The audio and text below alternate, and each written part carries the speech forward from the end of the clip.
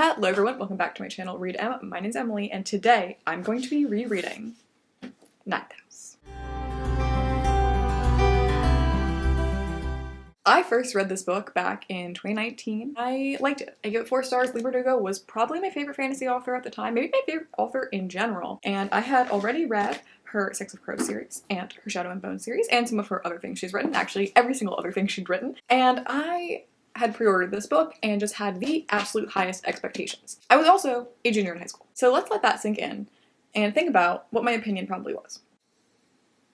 It was that I gave this 4 stars. I liked it, I could appreciate it, but it wasn't exactly what I was expecting. I also had never really read much adult fantasy at the time. I maybe had read the Darker Shade of Magic series by then. Besides that, I definitely had read nothing very complex. So in today's video, we're gonna see what I think of it this time around, because I need to read Hellbound. It is absolutely criminal that I haven't, and I really, really want to get to it as soon as possible. But in order to do that, I need to remember what happened in this book, and I need to find out if my opinion was right or wrong the first time around. Without further ado, I'm going to read this book, and I'm going to hope and pray that maybe, somehow, by the grace of the gods, it might become my first 5-star of 2024, because I still haven't had that, and it's been an entire month almost. So, can a 4-star reread become the first 5-star of the year? Who knows? Keep watching to find out.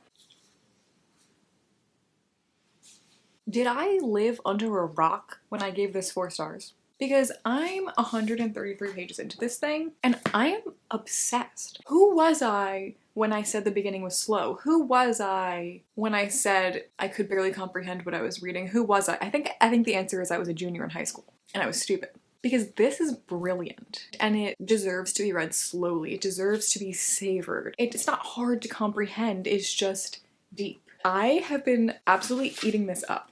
I have been consulting the map every single time we have a new location. So I have like the entire, oh, I got so excited I knocked my glasses off. I have the entire campus mind map. I have all the magic system like seeped into my bones.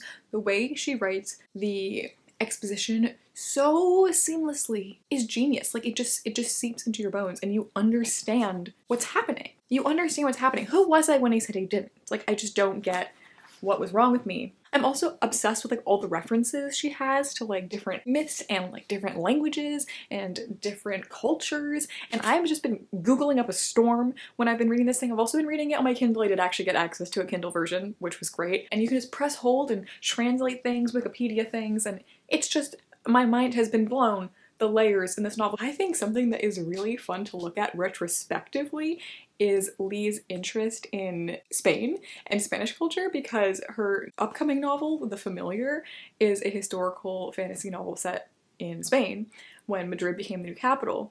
And you can tell that she was already like interested in Spain in some of the references that happen in here. She also uses the language Ladino a lot, which I didn't even know was a thing. It's like a kind of a mix of Hebrew and Spanish, which was used by like Sephardic Jews. The opening of the novel is a Sephardic ballad. I didn't even realize that Leigh Bardugo is Jewish, and she's half Ashkenazi, half Sephardic. I don't know why this just all completely went over my head because I was a stupid, naive high schooler, but it's so fascinating. She also cites like real Yale scholars, because if you don't know, this takes place in Yale, and like claims that they had these like magical ties, and like if you look them up, they were real people, and it's just like, her brain is insane. And I can't believe that this is gonna be less than 5. Like I think this is actually 5 stars. I think the big plot twist of this all is that this book is gonna be 5 stars. Who would have thought? Who? Literally who? Because it wasn't me. So was it you? No. Who thought that? I don't think anything I just said in this update made literally any sense. I just need you to know that this is the best fantasy reading experience I've had in years. I'm absolutely enthralled. See you when I quite literally inhale the rest of this novel. The recipe calls for packed brown sugar. So when I tell you I am packing it in, I am not lying.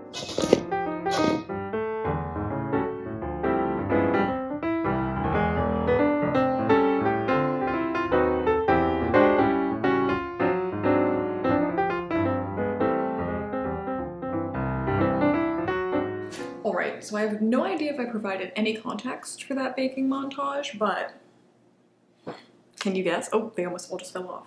They're blue cookies, and they're blue for a reason. Do you want me to give you another hint? It is approximately 9 p.m. on the watch I am not wearing, but I might put this there instead. Do you know what this is? If you do, you're a real one. You probably were really weird in middle school. This is my epic Percy Jackson bracelet that I made with my friends. It's actually so good. I have no idea how they got these to be so detailed. So I'm gonna put this on. I'm gonna eat my cookies. And I'm gonna watch the final episode of Percy Jackson season 1. I'm a little scared. But first, before I do that, I'm gonna taste the cookie. We're gonna taste the cookie and we're gonna compare it to the fancy bakery cookie. I saved just a little bit for this very purpose. Now I had this whole thing before and it was very good. They have sea salt, which is gonna give it a bit of an edge, I think. A little unfair, but it's not blue. So how good can it really be? It's very good. It's very good. Mine, though, are blue and fresh out of the oven. You get water to cleanse the palate, make this a fair competition. Alright, the time has come. I made these before. I also realized today when I made these are Sally's Baking Addiction cookies, and Sally Jackson, Percy Jackson's mom, is named Sally. So it's just fate from the gods. Okay, here we go.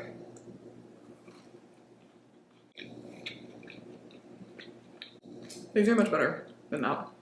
I'm not even kidding. And you know what it is? It's nothing I did. It's just the fact that this uses semi-sweet chocolate chips and this one doesn't. I don't understand why any chocolate chip cookie would not use semi-sweet. It's simply just not a question. Like, it's not gonna hit the same. These are great. Okay, let's drop in.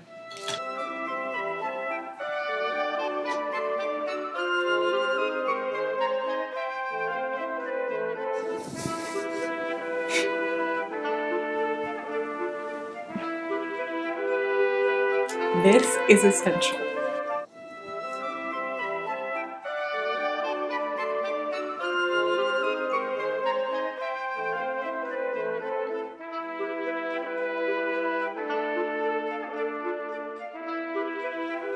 Is it dramatic to say that that episode just changed my life? I have so many feelings about what I just witnessed.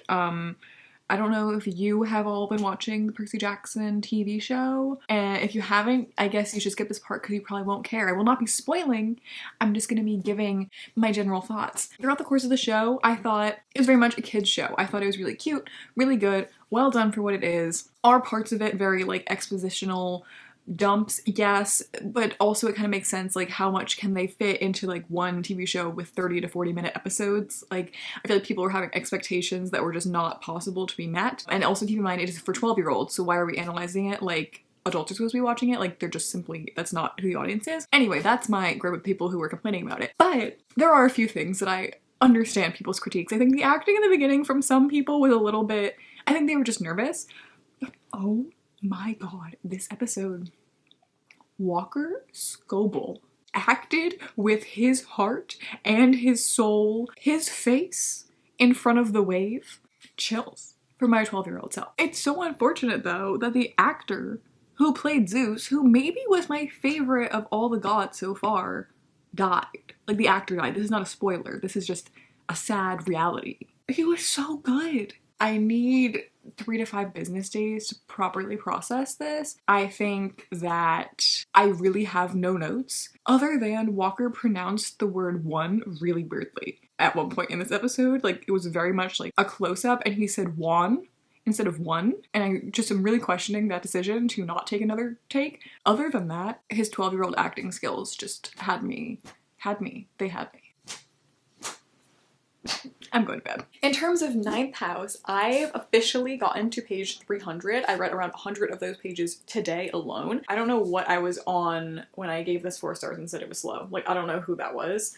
She was wrong. She was a child. I guess that's the answer, is who that was. This is so much darker than I remember it being. Like, the flashback scenes, and like even just things that are happening right now, are so like sickening. And I have no memory of these things happening. Like, how did I read this and not remember the traumatizing elements and absolute like hardship that Alex Stern went through? I just don't understand how I read this and retained so little, but I'm obsessed with it this time around and I cannot wait to finish it. If you at all enjoy the Raven Boys vibe, or if you enjoyed Ninth House and you haven't read the Raven Boys, you need to read these like you will become all consumed. It's so similar in terms of characterization between Darlington and Gansey, and just a lot of the themes and like the pursuit and obsession with possibly impossible magical histories, and like the pursuit of knowledge and like ancient languages, and just like all of that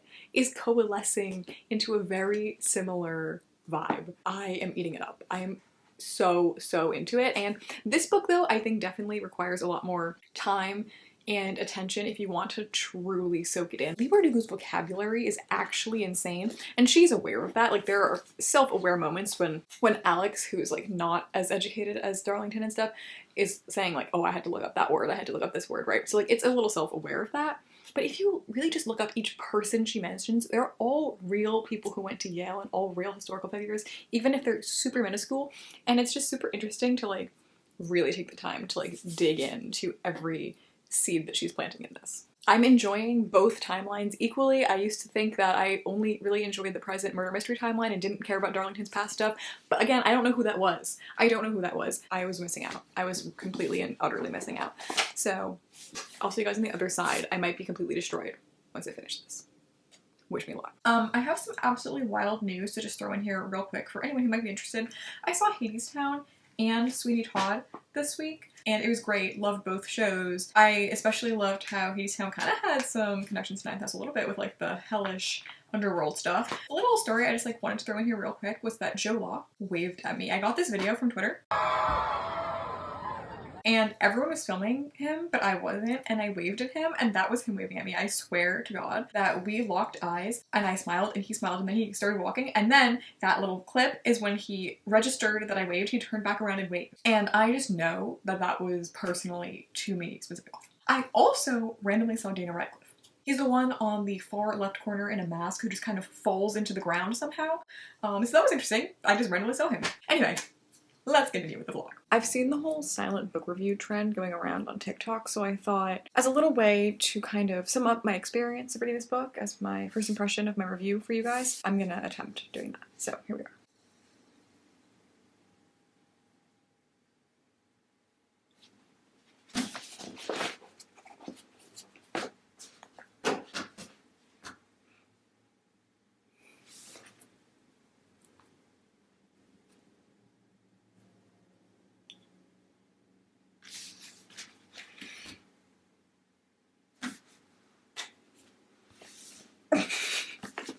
That was me dying at the end. I loved this book with every fiber of my being. I was completely wrong the first time I read it. I was a child. I did not understand. I was stupid. This is incredible. This is perfection. This required so much research and is so perfectly executed. I don't even know how to convey that. I did write a very detailed review for my blog. If you're at all interested in reading written reviews on Goodreads or my blog, I spent a decent amount of time writing that, and I'm pretty happy with how it turned out. So if you want to see some prettier versions of my thoughts, that might be the place you want to go after finishing this video, but I will try to sum up some of those thoughts right now as well. I have been struggling with fantasy for the past 4 years. I checked my Goodreads today and discovered that the last fantasy book I gave 5 stars to, that was not a reread, was Queen of Shadows in 2020. Can we have a moment of silence for every other fantasy book I read since then?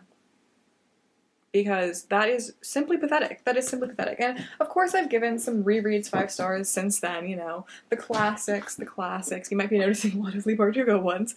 Might be a theme arising here. But I have been struggling so badly with loving fantasy. I used to be able to just fall into it. I'd become all consumed in a new world. I'd be so consumed by a magic system. I would just be obsessed and I would eat it up and I would binge series and I loved it. It would go to places that contemporary just couldn't. It had higher stakes, it had more interesting plots, and then all of a sudden, I was just in a flop era. Like, all I was reading is fantasy that just felt so derivative. And I'm not claiming to be someone who knows everything about fantasy. I really don't. I've barely scratched the surface. I've also barely dipped my toes into adult fantasy in general. But I think what happened is I just read a lot of YA fantasy, and then the ones I read after that were similar to them because, of course, I mean, they're all similar. I just happened to read those other ones first. And then the same thing kind of happened with adult fantasy. I don't really know. I don't know what happened. This just changed that. This just changed that forever. This is incredible, but it is not like her other novels. It is just as well written. It is just as immersive, but it is completely different. It is so much darker, and it has a very different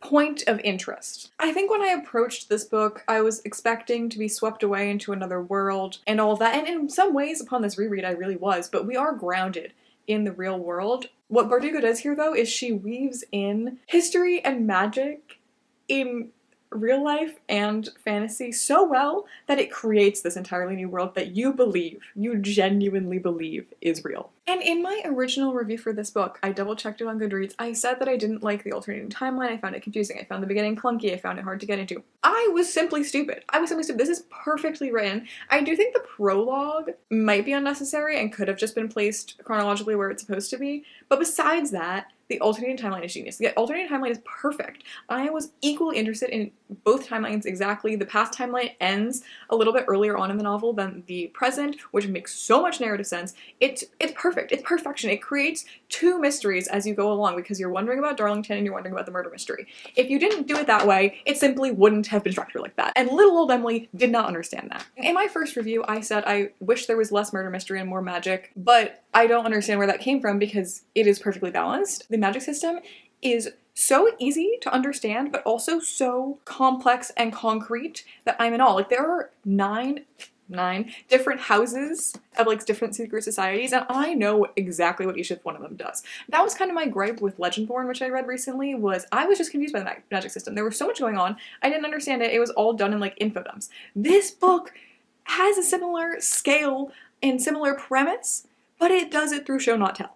And it does it so much better. I'm so sorry, Legendborn, but this is like, it's so digestible. It's so perfectly crafted that every single moment, as long as you savor it enough, will just seep into your system and you will simply just comprehend this world and feel like you're living in it. There is a party scene in this book at one of the secret societies that will live rent-free in my head for the rest of my life. I actually think it might be one of my favorite scenes in any book ever. If you've read this book and you know the different societies, you know that the manuscript party scene on Halloween night was just, oh my god, I'm bowing down, and you know why it was so good.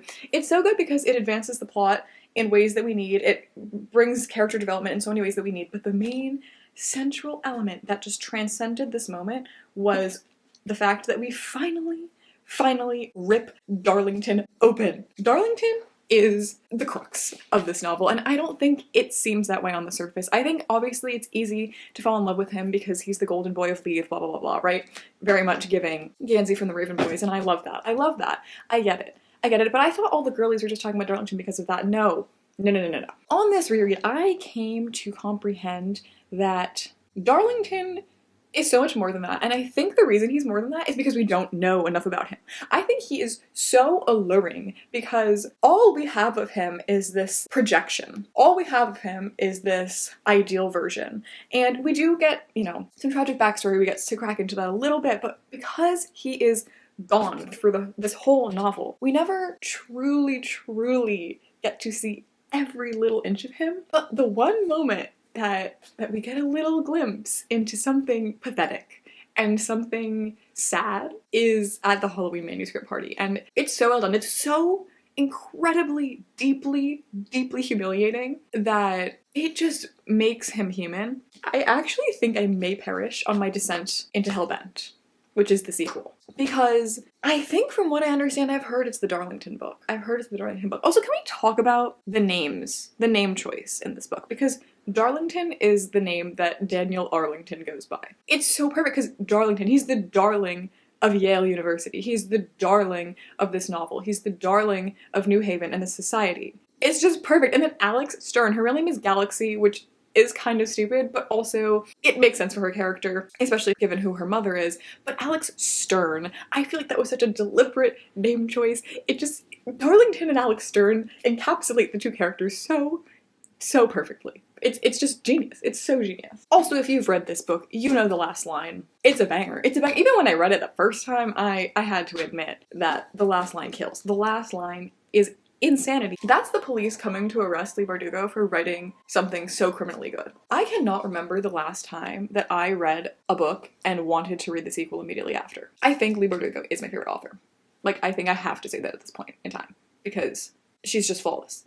She's never written anything I didn't like. And of course I read the book using my Six of Crows bookmark with some of the most iconic quotes from that book on it. That's just a little shameless plug for her other series, because if you've read 9000 and haven't read her other stuff, you're missing out. I guess I'm not sure if I definitively said this, but this is 5 stars and my first 5-star of 2024. I am so surprised. Maybe that was the key, that I had to have lower expectations in order to fully just throw myself into something gave it 5 stars, but I don't know for sure. I don't care because this was everything and I already know Hellbent's gonna be 5 stars. Maybe I shouldn't say that because that was the curse that I've been experiencing before. Okay, you know what? I'll go into Hellbent with lowered expectations. In the words of Olivia Rodrigo, biggest lie I've ever said. I am so incredibly happy to have reread this and to have loved it so much. And I'm so grateful to all of you who continue to watch my manic babbling. Thank you so much for staying all the way to the end of this video. And I hope that you also love Ninth House. You can comment down below to let me know if you did, or if you didn't, I guess. Please consider liking and subscribing and commenting for engagement. And I'll see you guys next time. Bye!